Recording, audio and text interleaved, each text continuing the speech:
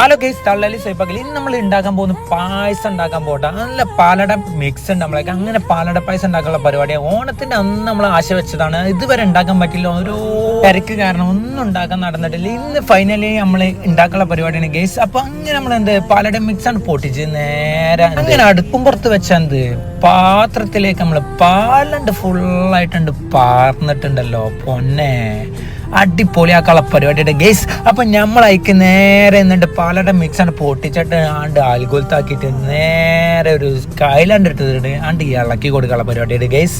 അങ്ങനെ നമ്മളിങ്ങനെ ഇളക്കി ഇളക്കി ഇളക്കി ഇളക്കി ഇളക്കി ഒരു ഏകദേശം ഒരു 25 മിനിറ്റിന് ശേഷം നമ്മളെന്ത് അത് സാമ്പിൾ ചെയ്ത് ടേസ്റ്റ് നോക്കാനുള്ള പരിപാടിയായിട്ട് ഗൈസ്. അപ്പം നല്ല സ്മെല്ല് കാര്യങ്ങൾ ഇപ്പം തന്നെ വരുന്നുണ്ട്. ഒന്നും ഇതിലേക്ക് ആഡ് ചെയ്യേണ്ട, ഒരു സംഗതി ആഡ് ചെയ്യേണ്ട, ഫുള്ള് മിക്സാണ്.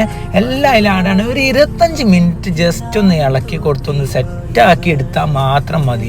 അപ്പോൾ നിങ്ങൾ വിചാരിക്കും ഇതൊക്കെ ഉണ്ടാക്കാൻ എന്ത് സുഖമാണ്.